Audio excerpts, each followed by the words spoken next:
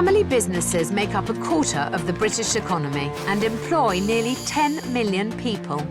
But 1,000 small firms are going bust every single month. Sorry. This business is on a knife edge. At some point, we're going to have to call it a day. For God's sake, do something. For family firms, it's not just profits, but relationships on the line. £50,000 now, and you've never seen me go. I don't know if it's ever going to get better. You must see some hope. Otherwise, let's not bother with this. No. I grew up in a family business that expanded from one small cafe to become an empire worth billions. Now I'm trying to bring 6 family firms back from the brink. This is a business. You're ruining your health, you're ruining your family life. He's just used to getting his own way, and I'm used to getting mine. This week, a seaside business struggling to survive to the next generation. Yeah, you've got to let go, Mum. It's not going to pass it over lightly. Will a controlling mother Lee's got a lot of skills to learn before she can step into my shoes. and a family at odds Don't talk. Do it, for God's sake. lead to mutiny at the bakery? I honestly beg you, Elaine, to think about how you're going to work this hierarchy. This conversation's gone too far anyway.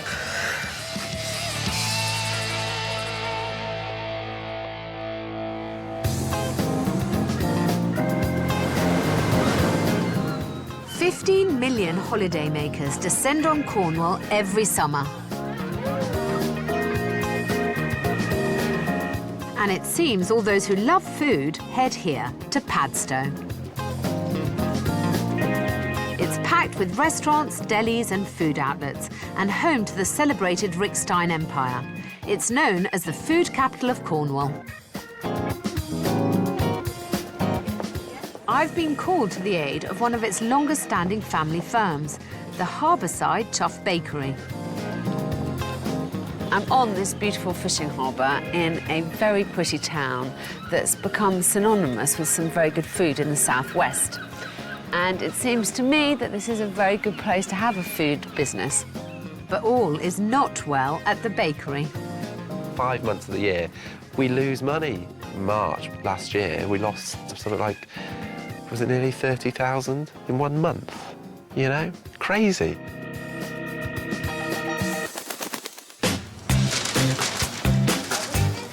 They're the coldest tariffs, so I'll give you some hot ones. The business was started 31 years ago by Elaine and Rob Eade. I had this idea of creating a small bakery in Padstow. I suppose I'm the great visionary of the company. Oh, lovely jubbly. We're doing Victoria sponges next week.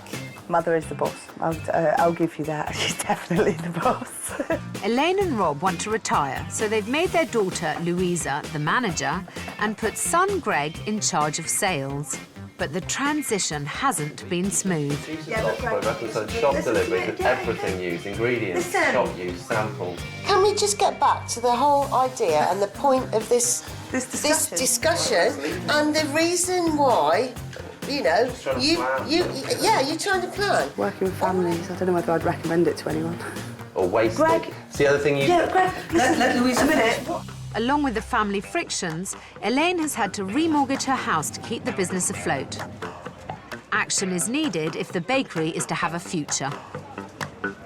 This business is on a knife edge. If it doesn't change, no one will have a job. We'll all be out of work. Yeah, you've got full-time staff, they've got families to feed, you know, they've got rent to pay.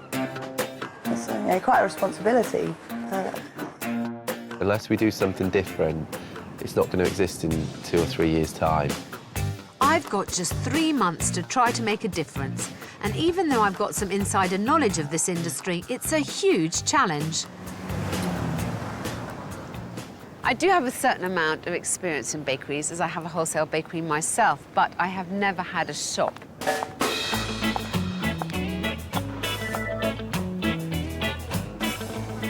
My immediate impression is it doesn't make you want to charge in and buy your Cornish pasty here, despite the location being immaculate. The signage that tells you that everything's made locally on the premises daily looks very generic. I mean, I hate that sign there, and I hate that sign there. This is the only thing that looks a bit more personal. Then, where is the product? I don't actually have any product made visible to me. Instead, I have this awful decal on the window. There's a broken window, which gives a very bad impression. There's a sign that's then printed out on computer. I mean, every single day tripper who comes off a ferry is going to come just from there. They have to pass this shop. They should be making money out of every single person who comes into this town. Inside, there's more bad news. Untidy signs and stickers litter the place. They do have a real obsession with sticking things on windows, clearly. The bread in a side window looks pretty ordinary. And the range of cakes and confectionery is a flashback to the 70s. Not at all what I'd expect in such a famously foodie town. But really boring. Hi there, Hello, Alex. how are you? I'm Alex, very well. Polizzi. Hi, I'm Elaine. Lovely You've come to be here. help me make some sandwiches today, is that right? Great. So tell me, you started this about 30 years ago. Yes, I actually bought it 31 years ago. I had the cunning plan that maybe we could open a bakery in Padstow, as there actually wasn't one at the time, a production bakery. Yeah. And I think I created a monster, to be quite honest, Alex. Yeah. Of course, there is friction, isn't there, between family Always. members. Do you want to be more specific? Well, there's friction between Louise and Greg. Obviously, I mean, when they're kids, and nothing's changed. I mean, when they're kids, I used to just bang their heads together. Bye, Edna, bye. Elaine's daughter Louisa has been here 9 years. Part of her job is to oversee the production of their award-winning Cornish pasty. What is it that you're putting on? It is clotted cream. A lot of people use butter, but Yeah. we've always used cream. My gran, well, we used to have the milk round, and my gran used to make a lot of cream. So we used to obviously have a lot Brilliant. about, so she always used to put it in the pasties. I'm amazed that that isn't stated somewhere on your... When you mention a pasty. Yeah. You know, darling, that's Yeah, amazing. yeah. Who would think that there's clotted cream in a pasty? It is. It's daft not to shout about such a unique recipe. In a town like this, their products need to stand out. I know this is an old family recipe. Have you tried tweaking it? Have you tried... I mean, who decides on recipes and what to do next? And I mean, I have been trying to make a curried pasty for a few years. My mother keeps saying over my dead body, so after the wake, I'll be there. Louisa seems keen to develop the Chuff's offering, but I can see escaping the shadow of her mother might not be easy. So, answer the phone, somebody. Answer the phone, Tom. Hello, Chuff. If it's working, you know, don't fix it. That's my sort of... If it ain't broke, don't fix it. That's been my attitude. They're both, and I have to say, exceedingly stubborn at times. She's biting at the bit now, I think, to change it. But when they're both together, if they've got two different ideas around the same subject, then, oh boy, yeah, they're just butting heads. Well...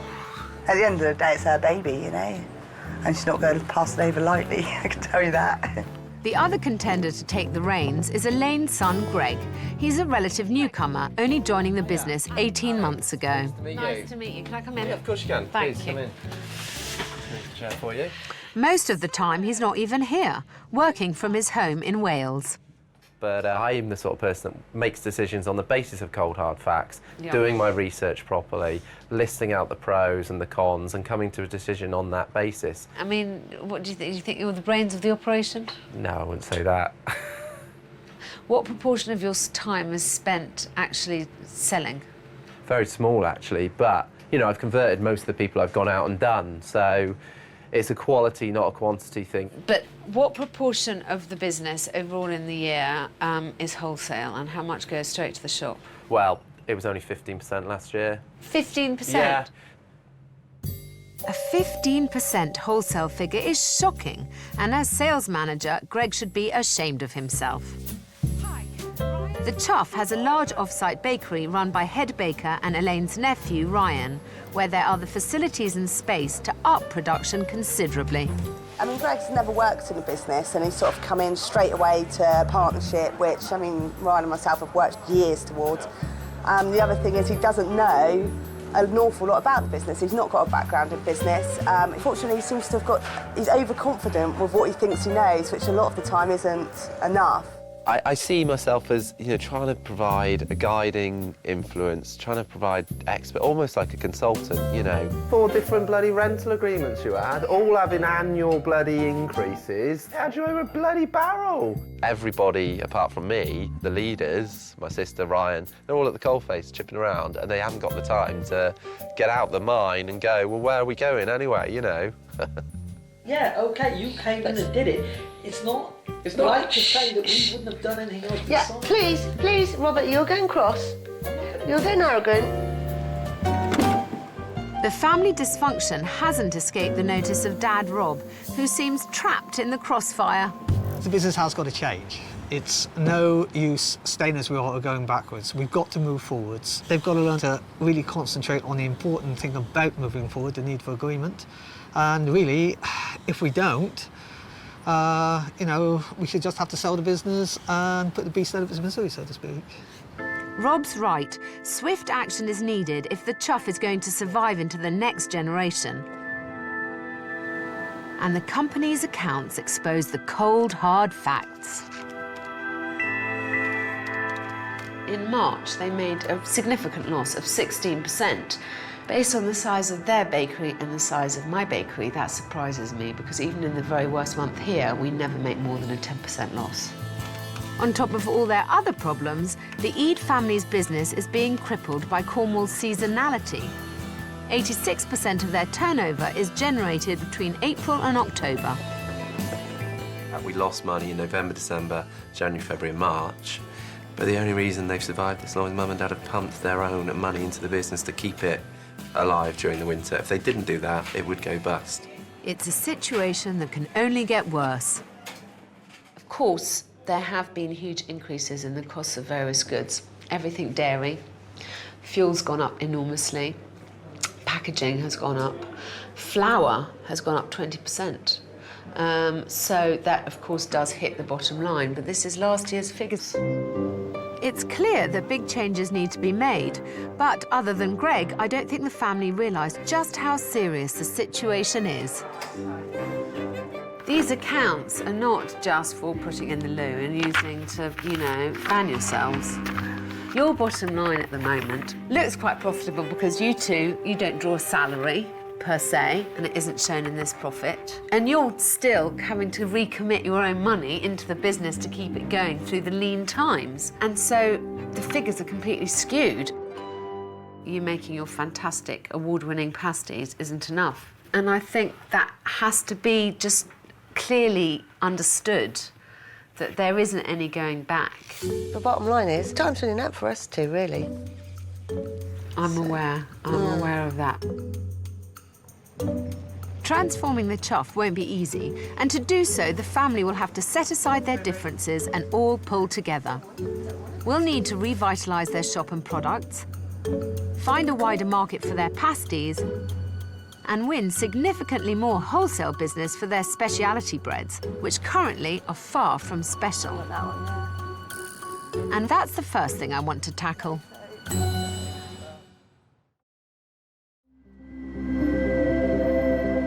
I've invited the next generation up to London to learn from the best baker I know, though I may be biased. He's my husband, Marcus.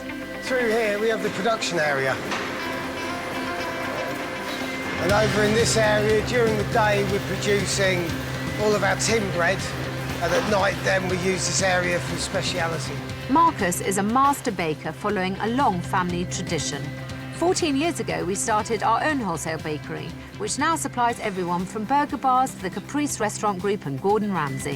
How many people do we have working here at the moment? 50. How many did you start with? Just me and you. Back in the good old days. Back in the good old days.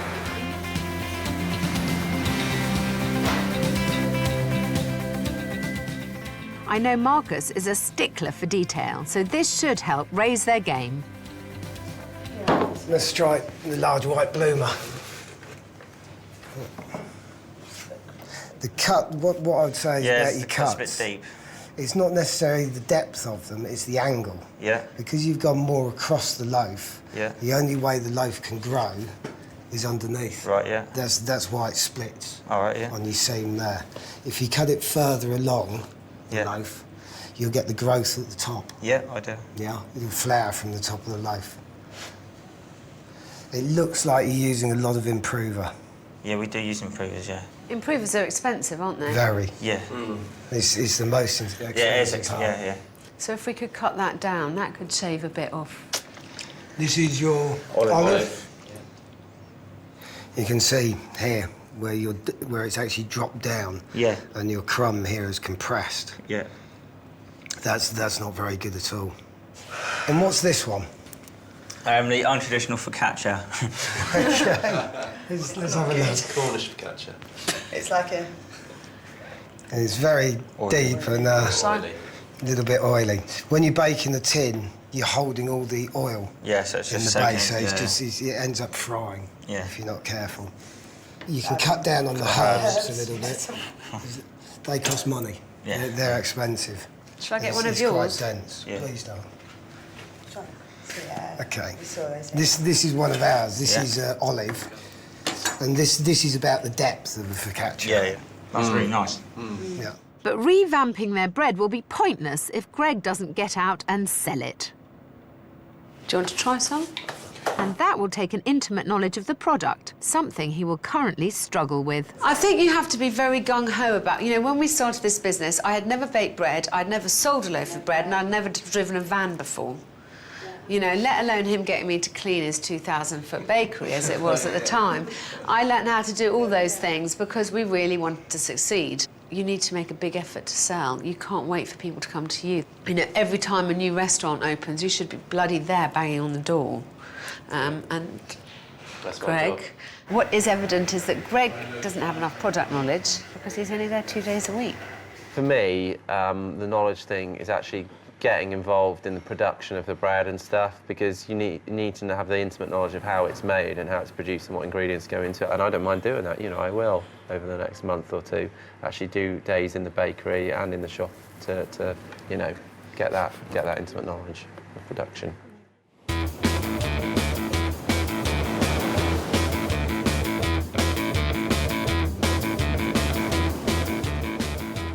Bread is not the only thing that the family could be wholesaling. They've clearly got a brilliant product in their pasty. And if they could develop a frozen version to sell to retailers outside the county, it could massively reduce their seasonality problems. Lay 6 down this end as well. In a minute, please. What, do 2 jobs at once? Didn't ask you to, do.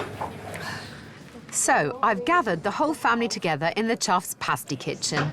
What I'd like you to discuss is whether you're going to try and find a solution to your frozen pasty dilemma. I think it's the level at which you freeze them.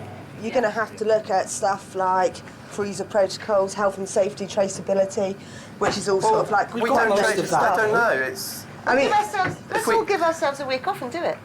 We spend £150 million a year on pasties in this country, with most sold outside of Cornwall. And I want the Eade family to get in on the act, but coming to any sort of agreement seems beyond them. We need an action plan of how to do it. Yeah. I think the first one we've got to do is just develop a pasty that can be frozen and baked properly first before That's we the have to first worry about step. anything like Well, what is the legislation? Oh, there's tons, Greg. I don't know anything. It's a big project. It's a big project. Just a minute. There is a thing called due diligence. But can I just point out something? You're all going round and round again. This is obviously what you do. So, yes, you're creating more problems than you're solving. First, we've got to do a pasty. So, no, I suggest you do everything. No, darling, you don't. You give everyone a job to do. Yeah. Now, why don't each of you take one aspect of that, and then I'd like us to agree that you will have all those findings to present, because at least we'll be able to make it a decision and put one thing to bed. Yeah? Yeah, no worries. Okay, good. Okay. The interesting thing is, I'm not convinced one way or the other whether a frozen pasty is the right way to go. I just want the evidence in front of me, and then it's easy to decide. We should have it all ready and we can all sit down together and go, okay, right, you know, this is the product, this is what it tastes like, this is going to work. She wants a solution, which we don't get to. We never get to solutions. Well, we're finding out all the information will tell us what the solution is going to be. But we can't just do our individual things. All I'm saying We've got is... to work together. It is a project, but we've all got individual tasks. We're not all doing the same thing. Just get on with Mother, it. like bloody Punch and Judy. Come on, You need to do something. Yeah. For God's sake, do something, right? That's what always happens when we have a meeting. You know, lots of talk, no bloody action. Let's talk, and then, oh, we'll do it tomorrow. Tomorrow is the big thing. You know, manyan is a great buzzword, I think, in the chuff. Don't talk. Do it, for God's sake, because otherwise there is no point, whatever, in carrying on.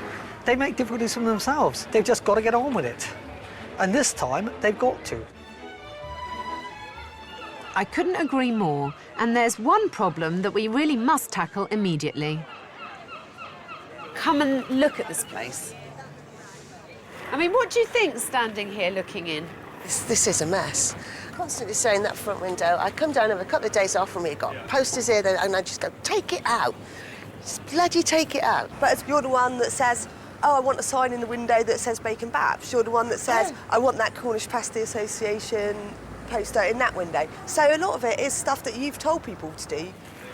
I think the important thing is let's do what we can now to make it all look better and arrange for a glazier to come and fix that window. Absolutely. Today. Okay. It means you lose the decal. Yeah, you Decal's think not... so? Darling, it's stopping you seeing into the shop. I hate it. So. Do you? Oh, good for you. I hate it. I don't like it. But also, darling, you're in an independent family bakery. Everything you should do should be pointed towards making sure that people understand that.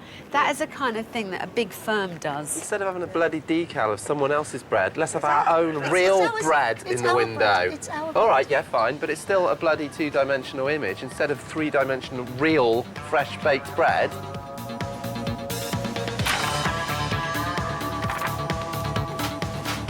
I think that was very positive. I seem to finally have got them quite fired up. It is frustrating, though, because this is all fairly basic stuff. These are the first small steps. I mean, honestly, that window, who would ever have thought that it was acceptable to leave a window smashed like that for 6 weeks? Really not rocket science, is it? But I'm hoping that this is just the beginning of the momentum they'll gain, and it's going to take all of them to fully sign up to this process to make sure we achieve as much as we need to. And it's got all these nasty hooks and yellow spots. Yeah, well, that's for the Christmas decoration. Oh, no. How long have you waited to tell me this? Oh, it's been a few years. A few years. I've been doing it, I want to tell you, ever since I've been working here, but I wouldn't dare. OK. Elaine clearly finds change difficult. But if the business is going to go forward, then she needs to take a step back. It's really important, darling, because, you know, the world moves on. And one has to move on with it. That's fine. I'm not going to, you know, I'm not going to slit this wrist yet. Good, good. But Elaine needs proof that one of the kids can take it on. The last 2 years, she's been talking about saying, oh, you know, I'm going to be 60 soon, I want to retire, it's time I took a step back. But she can't. It's like she can't leave it alone. It's her baby. She built it. She developed it. She'll always be down there, interfering. I want Greg and Louisa to step up to the plate to prove to me and their mother that they're ready to take over the reins. So I've asked Greg to spend more time in Padstow getting some hands-on bakery experience. And I've asked Louisa to focus on developing their products. Let's go make pasties. Louisa is taking steps to show she's ready. The family gave up on making a frozen pasty, but she's determined to crack it. I think she can do it. I am the manager down here on paper, but at the end of the day, she owns the business, so it works like any other business. I should imagine if whoever the guy that owns Tesco's walks into one of his stores, I'm sure the store manager, if he tells him to move that over there, he's going to do it. When we bake them, we're going to part bake them, but we're going to part bake them for different times to see which is going to give us the best result. But the proof of the pudding, as they say... These are... Oh my gosh. Wow. They look very good. Well, the pastry is holding up nicely, Yes, isn't it certainly is. Which one shall we try of these? Middle one. Should we try the middle one? Doesn't taste dry. It's dry. Very dry. Too hard. And that's not good. The potato's too hard on that. Yeah. Chewy. I don't think we like those then. No, we don't like those. It Yeah. looks like a... It feels Horrible. The Yeah. bastard's Well, just it pastry doesn't that smell looks nice. awful. Ugh. Just chop it up. No gravy. No gravy, dry again. Several pasties in, my faith is in danger of being shaken. Tasteless. Yeah. This is one of the unbaked ones again. Is it? Is it? It is, yeah. No, Oh, that's it nasty. doesn't work, does But it it? just doesn't work. Unbaking it doesn't work. Okay, well, that's one thing we've discovered. Yeah. Next up, pasties with a longer pre-bake. Oh, that's better. Look at the juice and Juice gravy is coming out. Yeah, The that's, pastry's a lot thicker. Yeah. This is tasty. that looks nice too. Yes. I think it actually looks a little bit That looks nicer. better. Quite nice. It's good. So what do you think after all this? Do you think it's possible now to Yes. produce a frozen pasty that meets your exacting standards? Exactly. Yeah, I do. Alleluia. That's what I call a result. In just 1 week, Louise has overturned years of procrastination and developed a pasty that could finally escape the confines of seasonal Cornwall. But it's not just the pasties I want to see take to the road. I have a challenge for you, Okay. which is I would like you to try and sell your pasties out of a mobile van at a big event. The ways that you could use a van are enormous. You could use them at absolutely. Christmas fairs, football matches, and you could do something throughout the year. Yeah. So are you up for it? I am, definitely. Yes, Yes, Lisa? I'll be up Thanks, for it. darling. All right, perfect. Thank you very much. That's quite all right. That was a real breakthrough. They've actually achieved something very concrete. They have a recipe for a frozen pasty, and they seem very gung-ho about trying with this mobile van idea. I think a van is a good idea, actually. Car boot sales, that sort of thing. People are always wanting hot food, and what's better than a Cornish pasty? It's the ultimate convenience food, isn't it? A lot less trouble than making a burger or a bacon bap or something like that, because it's already made.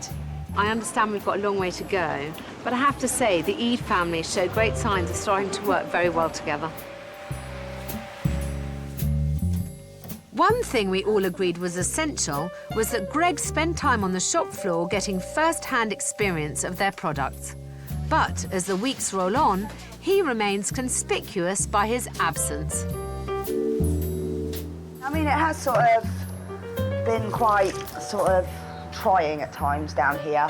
Greg hasn't really been down, so, you know, we'll just have to wait and see. But doing a full day, either in here, in the shop, or and up in the bakery, will probably help him understand sort of like the pressures on like our time. He sort of is trying to do jobs that he's never done before, you know. Like he's, oh yeah, I'm a marketing expert. It's like, well, you can't be a marketing expert. I've read a book on it. Well, that doesn't make you a marketing expert, you know. It's like I read a book on brain surgery, but I'm not going to go and cut someone's head open, you know, just to see if it worked, all right.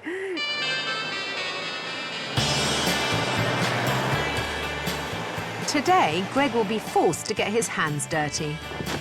I want the whole family to test out if selling pasties at events could be another answer to their seasonality problems. I've booked them a pitch at a car boot sale in Somerset. There's a lot riding on the event. If successful, getting on the road could provide a real lifeline for business during the winter.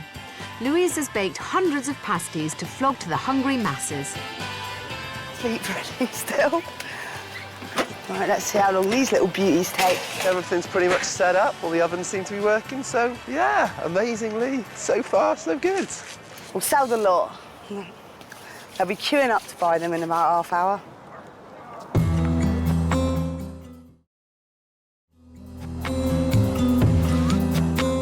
But any cause for optimism soon evaporates.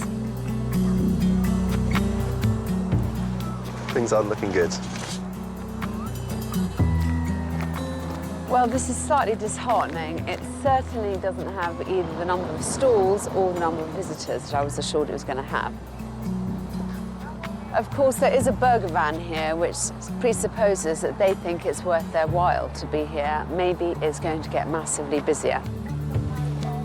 The cost of just everything that we've baked to bring up today, we need to sell really about 300 to 400 pasties to make our money back. I think if we gave a tray each to everyone here at the minute, we would still have some left. Not good. Not good at all. Do you want a pasty? Hello. Hello. Or a sausage roll? Chicken pie. Oh, I haven't got a chicken pie.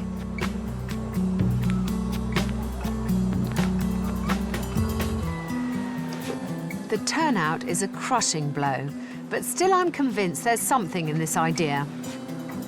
Mobile catering is a growing sector, and smaller overheads mean profit margins can be up to 40% higher than in a restaurant or shop. Is it quieter today than usual? Very. It's just terrible. It's never been this quiet. Really? My pasty sellers are very disheartened and I feel awful. No, the thing is, you're going to have good days and bad days. Everybody in the food trays knows one day they're going to make money and one day they're not. Yeah. That is the ups and downs of anybody. So if they're willing to put in the hours, they'll get their bonuses. It's very encouraging to hear that actually it would have been busier here usually. I think the argument that some days you win and some days you lose don't work so well when you have a static shop that already you're paying rent and rates on. So yes, you can win and lose there, but you wouldn't want all the extra expense of taking a van out unless you're pretty damn toot and sure that you're going to make some money. Expecting a rush of customers, Elaine and Rob have turned up to lend a hand. Well, It's thin on the ground, I'm afraid. it's dire. The family have gone to such effort, I'm determined that the day doesn't end in disaster. It isn't working here, so let's move on. We're mobile, let's do it. I've heard about another market up the road, so we packed down. And then set up again 10 miles away, Right, what else do we need here? Anything else? where things immediately feel a lot more positive. Can we interest you in a Cornish pasty? We're warming them up currently in our oven as well, so... Thank you. Come and try a Cornish pasty. A couple of cheese, leek and onions, too. Cornish, that's £5, please. Lovely, thank you. At least there's a few more people here. We have some chance of redeeming ourselves on the disastrous start to the day. Yep, certainly. Do you want just that one? OK. Nice Cornish pasty, anyone? 0. Come on, Lou. I can't, my voice is going. Delicious, fresh Cornish pasty. The pasties are soon flying off the shelves, 8, righto. getting the attention of the punters Yeah?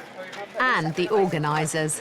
We're just wondering if you'd be interested in attending on a Saturday, because it's obviously full of market traders, market stalls, that sort of Is it thing. much busier than this? It's a lot busier on a Saturday. And what's the sort of footfall that you get on a Football, Saturday? we get several thousand people, about 2,000 people through on a Honestly? Saturday.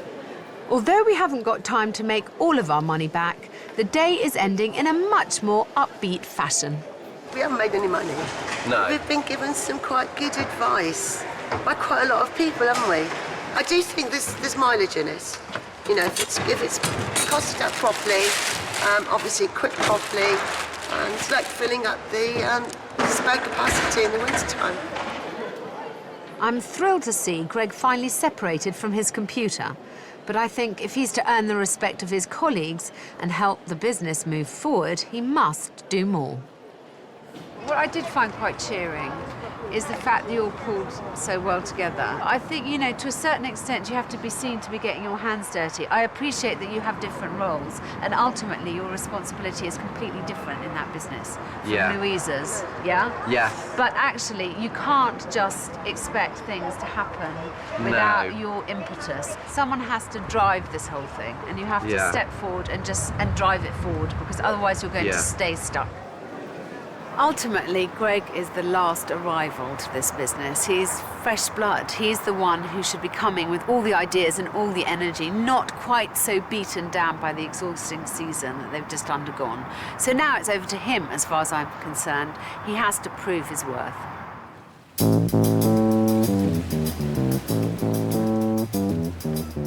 Back in Padstow, Louisa is keeping herself busy once again. She's begun a complete overhaul of the Chuff's old-fashioned confectionery range. I've just done a lemon drizzle and a chocolate brownie. Kerry's doing some hazelnut muffins. We're doing some roasted banana muffins and an apple and onion tart over there. And nephew Ryan is experimenting with some new speciality breads. We usually do actually about a square. I always have Marcus, he does some like little round ones. They look really nice as well, so I'm just having a go just to see if we get anything. But despite my plea, Greg still hasn't got his hands dirty at the bakery.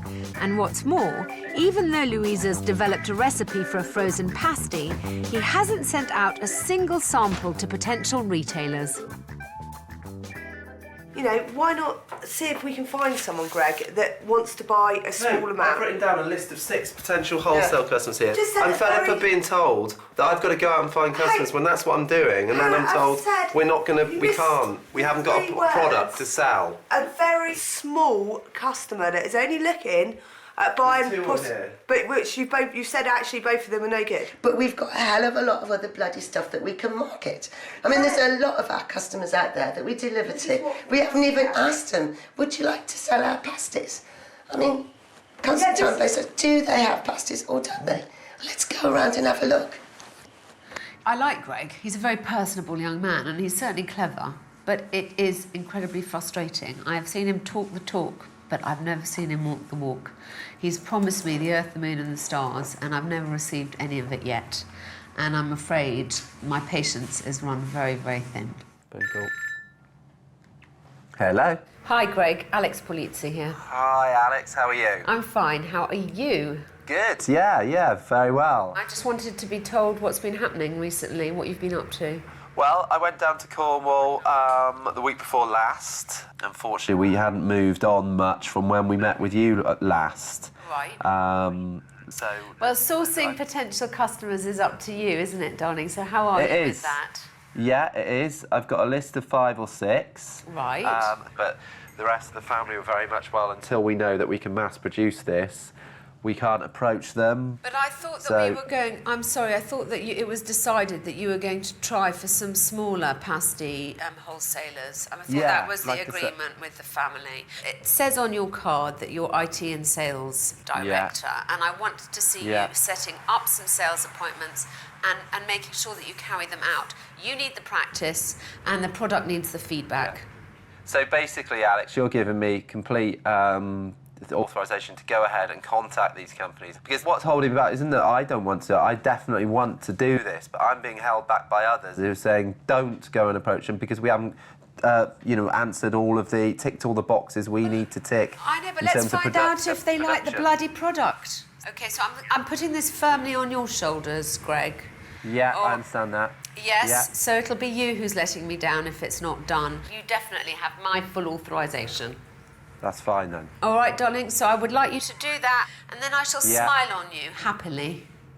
And it will be as if the sun came out. Don't worry, I won't let you down, Alex. OK, thank you. All right, bye. Thanks. Bye. Bye. Bye. Well, she certainly gave me a talking to, didn't she? I don't think it was fair about the frozen pasties.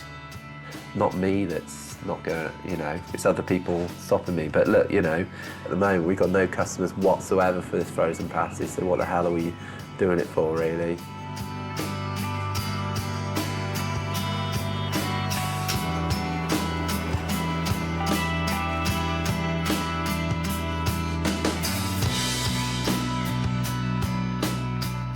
If the bakery is to survive long-term, it needs swift and radical change, but progress is glacial.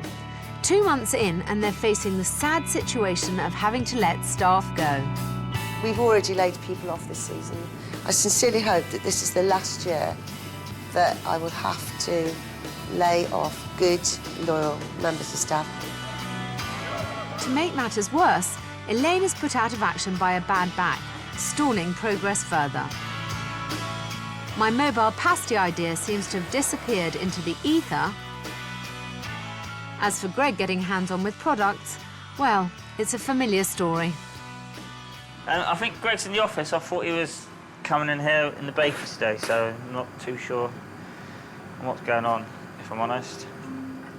Improving their wholesale business will need a salesman with passion and knowledge, and I'm beginning to think Greg just ain't it. I've asked Louisa and Ryan to test his understanding of the new bread range. Yeah, not too bad. Good. So, the new bread. Well, some of it, not all of it. But... Yeah.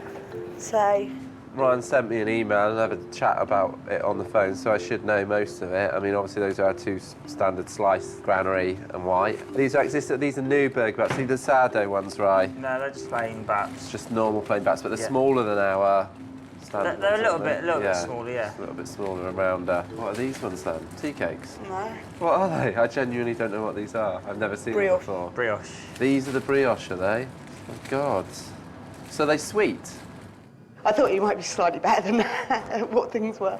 It is frustrating. I mean, to be honest, I thought he did know a bit more than he did.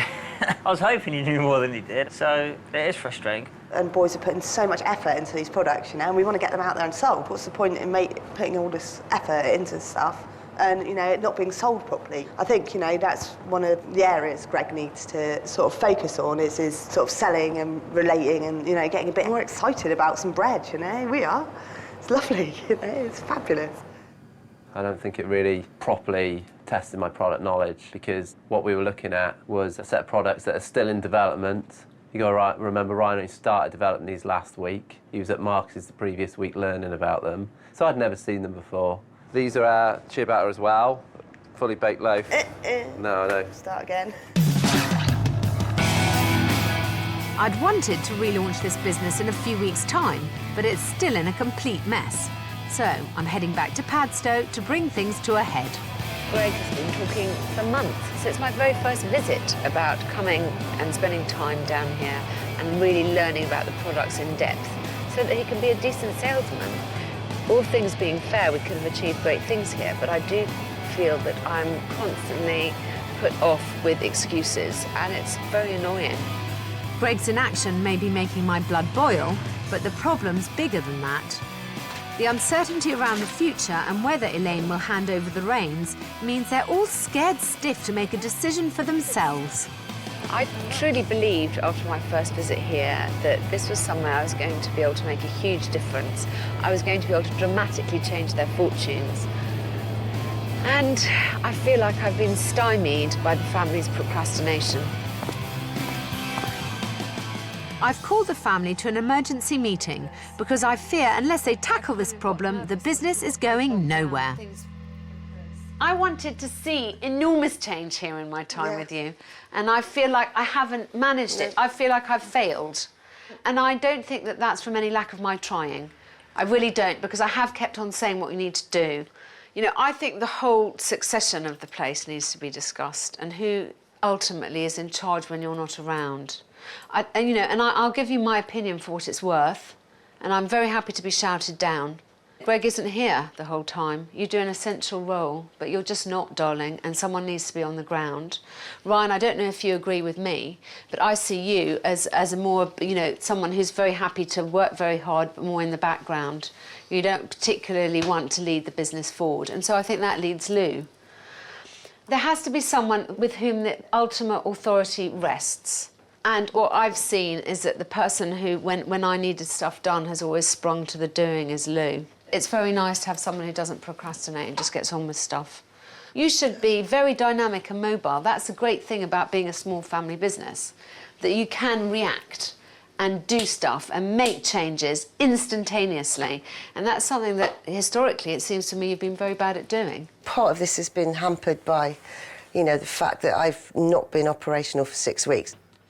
OK, well, maybe the fact that you're not well, someone else does need to be in charge to make the decisions all the time, because when you're not well, we need someone else to come and start doing that, because you're not available to do it all the time, you know, so it's... And the trouble is, as well, if we do make a decision in your absence, if you don't like that decision, well, I wouldn't have done it like that, so we're not doing it anymore, you know? So therefore, it's not discussed beforehand. That's the big problem. You know, like, sort of things are altered and there's no discussion that goes on about it. You know, and I think more of this has got to happen. There's a lot of discussing that goes on, But the discussing never seems to really lead anywhere. You know, Absolutely. I can't imagine how you feel about it because I feel sick. And No, I I do. honestly beg you, Elaine, to think about how you're going to work this hierarchy. Ultimately, you have to decide who's going to be in charge, OK? Yeah. What more could I do? I'm sure that some of that was very hard for them to hear, particularly Elaine. But I honestly don't think that I would have done my job if I'd avoided saying it. Let the cards fall as they will. It doesn't work, and there does need to be one person in charge. Who that person is, I don't know, but she, you know, it can't be me. She's right, it can't be me because I live in Wales. So yeah, I agree with her. I'm stepping out of it. To be honest, I'd rather work, so... Yeah. This sounds So as though that's it's like a we've case... made a decision then, No, doesn't I'm it? sorry, this sounds like a case of default. At the moment, Lou's got a lot of skills to learn before she can step into my shoes. Yeah, but you've got to give her the chance, Elaine. Got to give her the chance, but there's a lot of skills that she's got to learn. And the first one, you know, she's got to show me a bit more respect.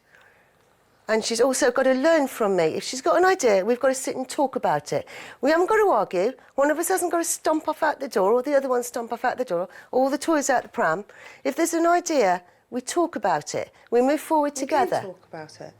Well, But we I do. think if you The trouble is, I mean, we talk about it, but a lot of the time you still won't listen. You know, you've got to let go, Mum, and I know you've got a lot of problems and issues, but sometimes you just got to let people do it on their own, and if they screw up, they screw up, but you've got to try and let it happen, I think. It's been a 4-year plan for about 10 years Yeah, now. well, Yeah, and the thing is, if you carry on hovering around, no one's going to take that so responsibility. you can guarantee me now, I can all of you, £50,000 now, I'll walk away and you'll never see me again.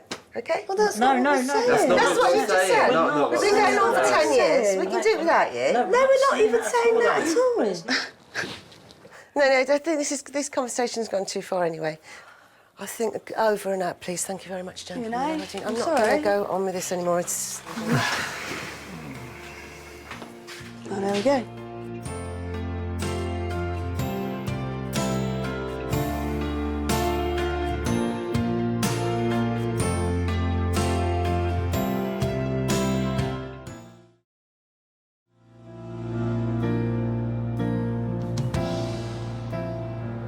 Yes, it's quite difficult. I mean, Mum, you know, the chuff is so much about who she is.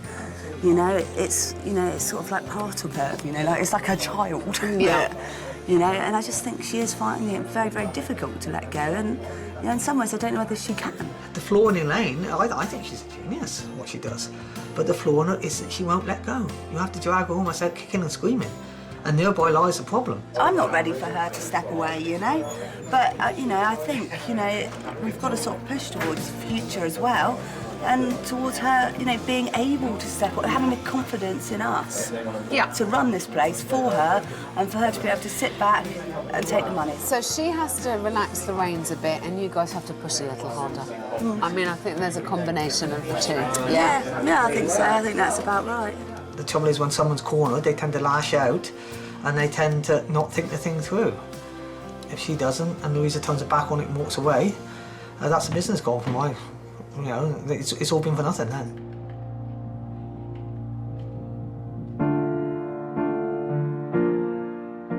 It is a very precious thing, a business that you create. You nurture it, but, you know, there is time when you've got to realise you've got to let it go. And I don't think I'm not here for the sake of being here. You know, I've got a life to live. I've got loads of things that I want to do.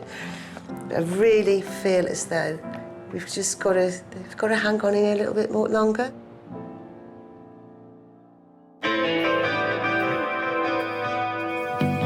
Facing up to issues like this is one of the nightmares of family businesses, but getting things out in the open can only have a positive effect.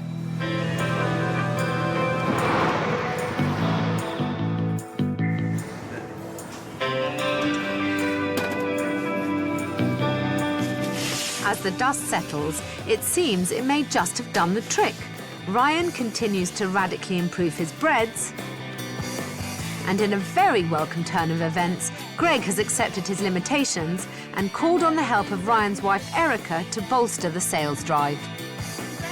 Obviously, through Ryan, I know what's in the products and how they're made. Just made more sense. Sounds like you two have very interesting pillow talk. I know, it's really sad. There's 10% rye in this one. All right, well, I'll see you 1 o'clock on Monday with all the samples.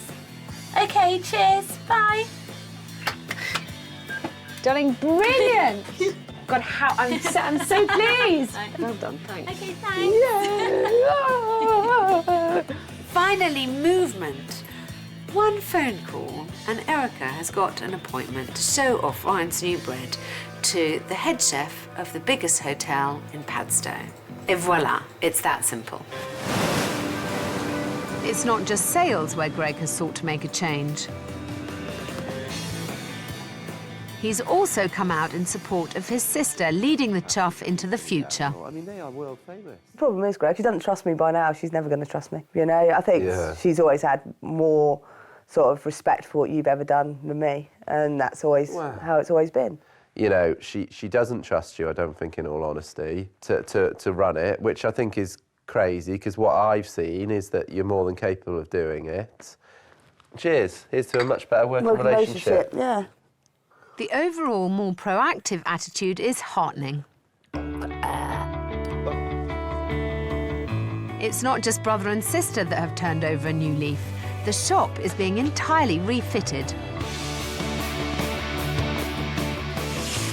And what's more, Greg has finally followed up on the frozen pasty project and sent a sample to a major national retailer. Inside here, ladies and gentlemen. The feedback is very encouraging. Here's our first batch.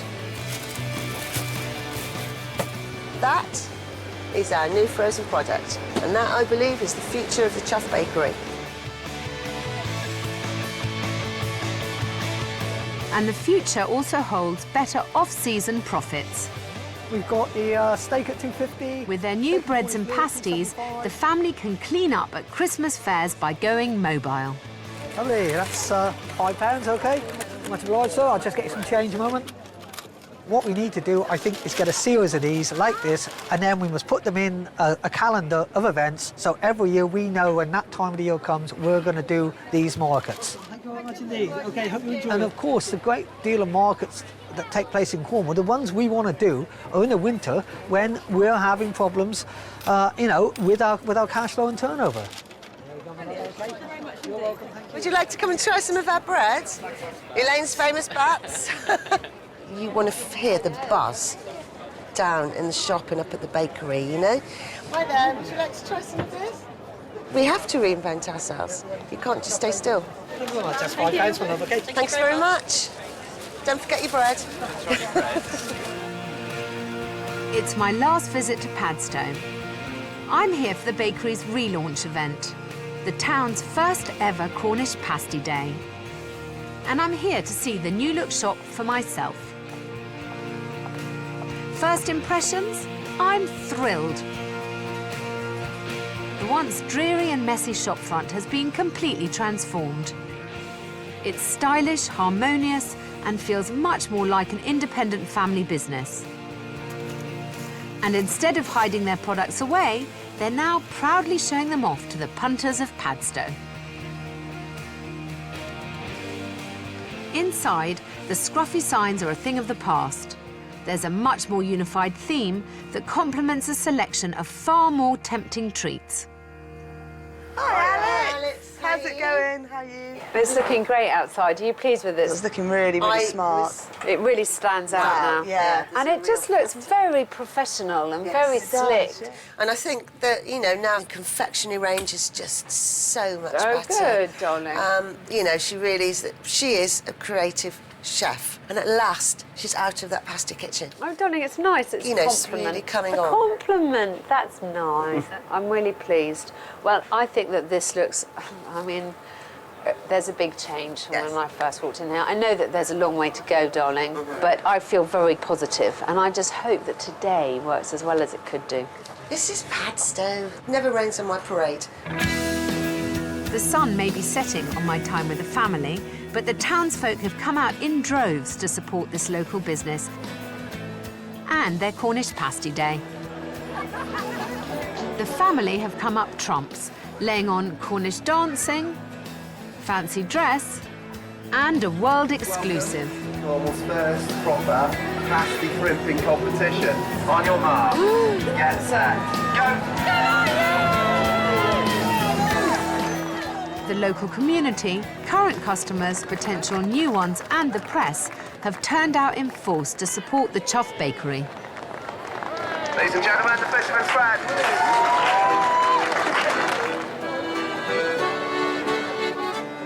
Even the town's most famous foodie, Rick Stein, who also sells pasties, has turned up, clearly checking out the competition.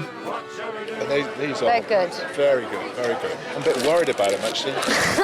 You are nice, thanks. Well, it's good that the pasty's now become a protected product, isn't it? I think it is. It's about time, really. I mean, we've been all too slow in this country to sort of claim what's ours. I think I'm really very pride and satisfaction that finally something like this has been recognised as unique to a particular part of the country.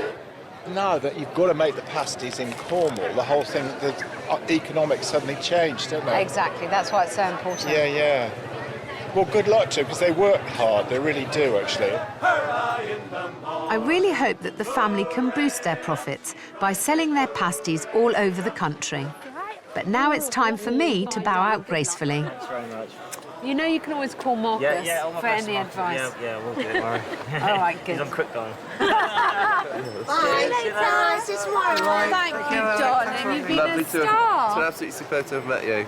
I think a good, healthy debate is good, as long as you actually solve something at the end of it. That's coming down your wheels today. Thank you. Thank you.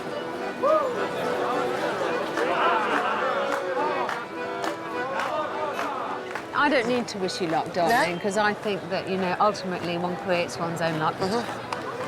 And you've done it so far. I wish the kids luck, because I think they all need to pick, you know, they need to step up their gear. Yes, And definitely. I I know. think they're on the way, though. I definitely have seen I do too. a huge change in them. Good. All I can say is thank you, Alex. So we're parting Thank you. friends. Absolutely. Good. Absolutely. I'm glad, my darling. It's been a pleasure. And it's been a pleasure for us. What can I say? This has not been the easiest job I've ever done. They're quite a difficult family and it was quite a big challenge. However, I do feel that they've set off well down the path I laid down for them. They've definitely got a lot of potential. The future's in their hands.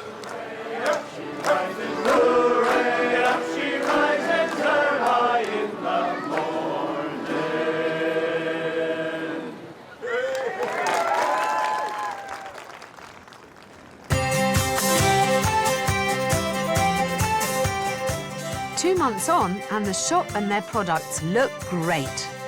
I think it's amazing that Alex has shown us what we can achieve in such a small amount of time. We've improved our products no end. They're actually becoming artisans. They're getting pride in what they're producing. I think it was the sort of, I don't know, sort of kick up the butt that we needed, maybe. So, the shop's in shape. But is Elaine going to retire and hand over power? Not bad. It's looking nice, isn't it? Almost symmetry. Almost. Almost, yeah. But it's never going to be an easy situation between Louisa and myself. At the end of the day, we are actually singing from the same hymn sheet, but, you know, it's just different verses. Both of us have got to learn to respect each other. He's got a lot more confidence in, like me, Ryan and Greg. Do you know what? I've got faith now. It's going to be all right. I can see a light at the end of the tunnel.